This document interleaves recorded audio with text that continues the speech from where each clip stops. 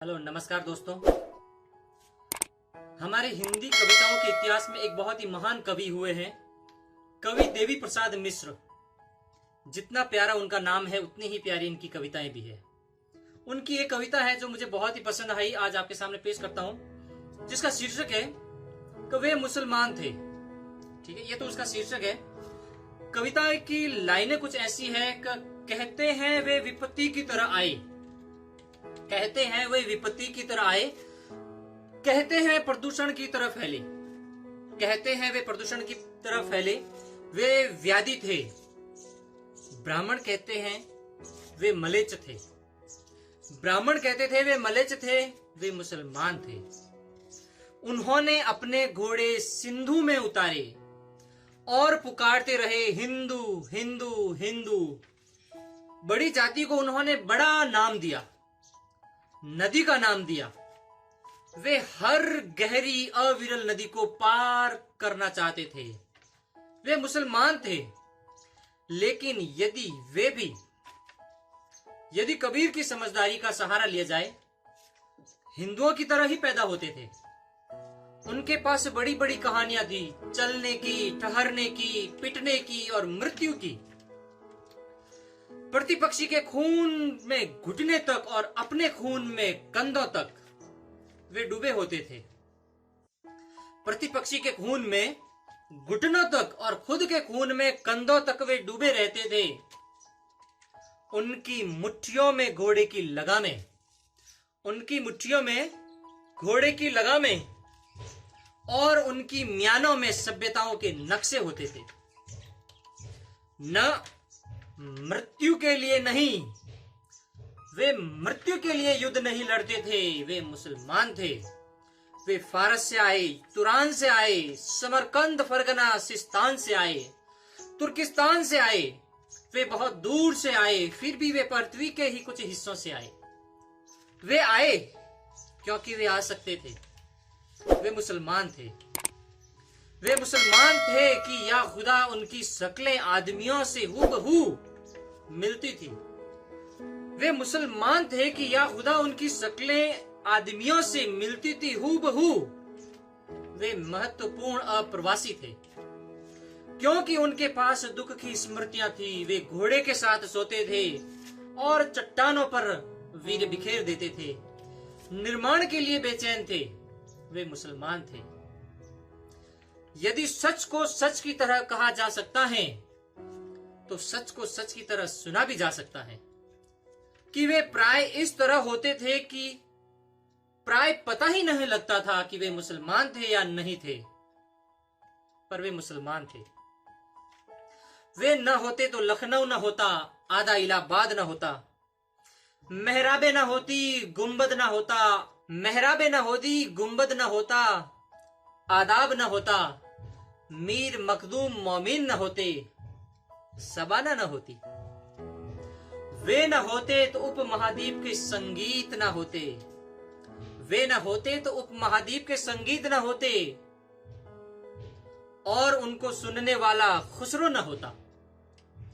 वे न होते तो पूरे देश में गुस्से से बेचैन होने वाला कबीर न होता।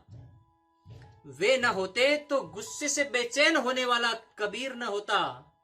वे न होते तो भारतीय उपमहाद्वीप के दुख को कहने वाला गालिब न होता। वे न होते तो भारतीय उपमहाद्वीप के दुख को कहने वाला गालिब न होता। मुसलमान न होते तो 1857 न होता।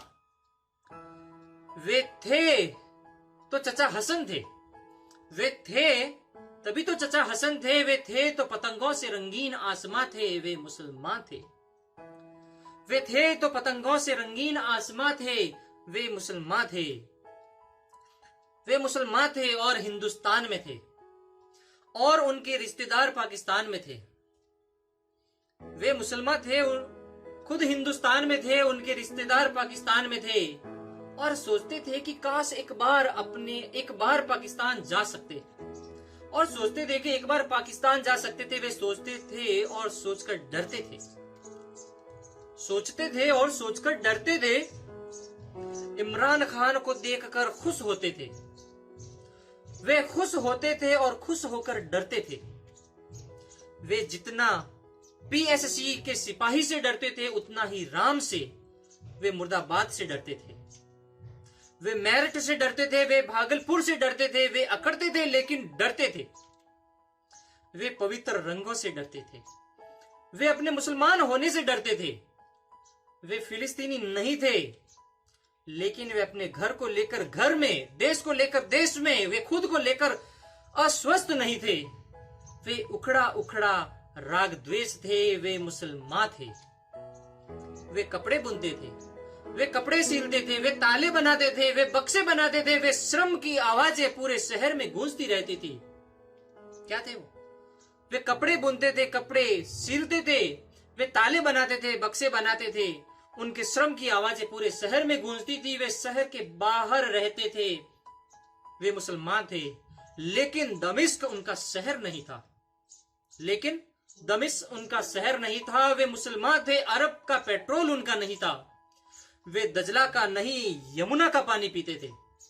वे दजला का नहीं यमुना का पानी पीते थे। वे मुसलमान थे, वे मुसलमान थे, इसीलिए बच के निकलते थे।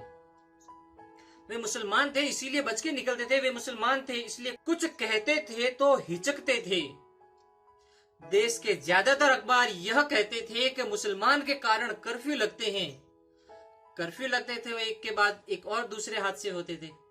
खबरें आती थी कि उनकी औरतें बिना दहाड़ मारे पिछाड़े खाती थी। बच्चे दीवार से चिपके रहते थे। वे मुसलमान थे, वे मुसलमान थे, इसलिए जंग लगे तालों की तरह खुलते नहीं थे। वे अगर 5 बार नमाज पढ़ते थे तो उससे कई गुना ज्यादा बार सिर पटकते थे। वे मुसलमान थे। वे पूछना चाहते थे कि इस लाल किले का क्या करें। वे पूछना चाहते थे कि इस हुमायूं के मकबरे का हम क्या करें। हम क्या करें इस मस्जिद का, जिसका नाम कुव्वत उल इस्लाम है, इस्लाम की ताकत है। अदरक की तरह बहुत कड़वे थे, लेकिन वो मुसलमान थे। वे सोचते थे कि कहीं चले जाएं। वे सोचते थे कि कहीं चले जाएं, लेकिन नहीं जा सकते थे। वे सोचते थे कि यहीं रह जाएं, तो नहीं रह सकते थे। वे आधा जिबा बकरे की तरह तकलीफ के झटके महसूस करते थे। वे मुसलमान थे, इसलिए तूफान में फंसे जहाज के मुसाफिरों की तरह एक दूसरे को भींचे रहते थे। कुछ लोग बस बहस चलाते थे कि उनको फेंका जाए तो किस समुद्र में फेंका जाए। बहस यह थी कि उन्हें धकेला जाए तो किस पहाड़ से धकेला जाए। वे मुसलमान थे, लेकिन चींटियां नहीं थे। वे मुसलमान थे, लेकिन चूजे नहीं थे। सावधान, सिंधु के दक्षिण में सैकड़ों सालों की नागरिकता के बाद मिट्टी के ढेले नहीं थे। वे चट्टान और ऊन की तरह सच थे। वे सिंधु और हिंदुकश की तरह सच थे। वे सिंधु और हिंदुकश की तरह सच थे। सच को जिस तरह भी समझा जा सकता हो, वह उस तरह से सच थे। वे सभ्यता का अनिवार्य नियम थे। वे मुसलमान थे, अफवाह नहीं थे। वे मुसलमान थे, अफवाह नहीं थे। वे मुसलमान थे, वे मुसलमान थे, वे मुसलमान थे।